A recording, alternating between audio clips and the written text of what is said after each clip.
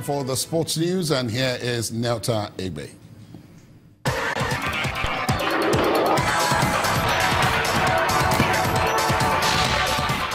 Welcome to Sports News. The Nigeria Football Federation is planning a pre-World Cup friendly for the Super Eagles against the Three Lions of England. According to the NFF General Secretary Mohammed Sanusi, the venue and the other details of the match are still being worked out.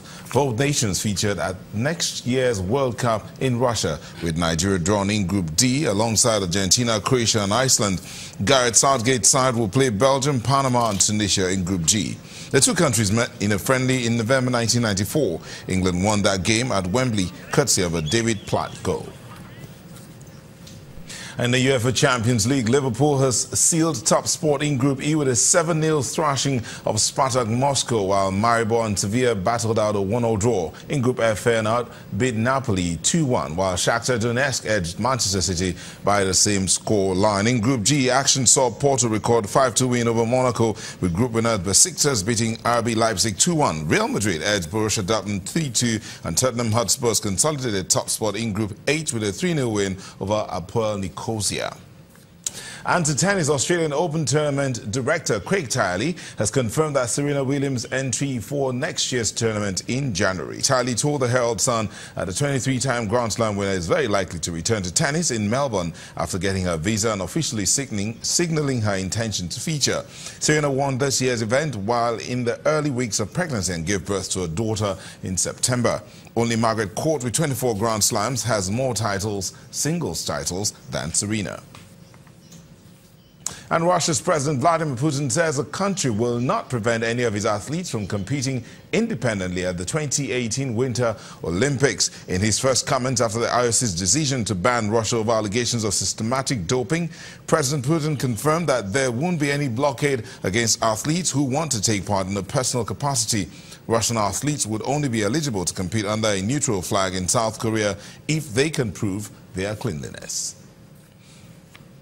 Meanwhile, the 2018 Winter Games daily ticket sales have tripled since the start of the Olympic torch relay. Now, low numbers in the previous months triggered alarm bells amongst organizers, but IOC Olympic Games Executive Director Christophe Duby revealed today that the numbers have picked up since the flame arrived in South Korea on November 1. And that's it on Sports News. Ladi will be back with the rest of the news at 10 shortly.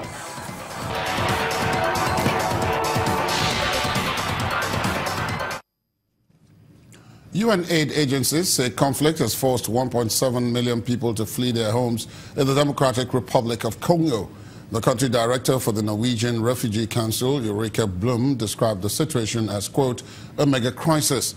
The Internal Displacement Monitoring Center says an average of 5,500 people homes every day this year due to armed conflicts, a rise in existing conflicts, and the delay in holding elections. The conflict has been worsened by the failure to hold elections last year. President Joseph Kabila, who took power in 2001 following the assassination of his father Laurent Kabila, has won 2 elections, and the constitution bars him from running for a 3rd term. President Donald Trump says the United States now recognizes Jerusalem as the capital of Israel. In a speech at the White House today, President Trump described the move as, quote, a long overdue step to advance the Middle East peace process. He said his administration would begin the process of moving the United States Embassy in Tel Aviv to Jerusalem, a move that could take years and one which would make the United States the first country to do so since 1968. Israeli Prime Minister Benjamin Netanyahu welcomed the announcement. I have determined that it is time to officially recognize Jerusalem as the capital of Israel. While previous presidents have made this a major campaign promise, they failed to deliver. Today, I am delivering.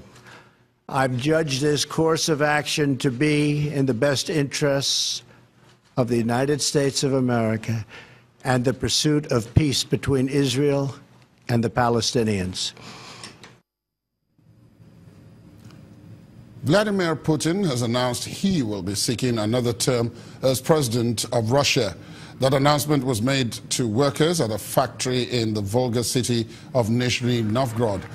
Putin has been in power since the year 2000, serving either as president or prime minister, and if he does win in March next year, he will be eligible to serve until the year 2024.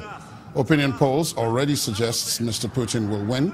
Anyone who has ever opposed the Russian president has either been killed or has never really made it to the poll. Alexei Navalny, Russia's main opposition leader, has been formally barred from standing for the election because he was found guilty of embezzlement, a charge he claims is politically motivated. And the main news again. The Federal Executive Council today directed the Minister of State for Petroleum to end the fuel scarcity in the country before the end of this week. The council also approved 6 new private universities. Also today, President Muhammadu Buhari began a 2-day official visit to Kano, where he commissioned projects initiated by Governor Abdullahi Ganduje and also reaffirmed his government's commitment to prison reforms. And President Donald Trump today announced America's recognition of Jerusalem as Israel's capital. That's the news at 10 tonight. Thanks for joining us. My name is Ladi Akiridoluale. Good night.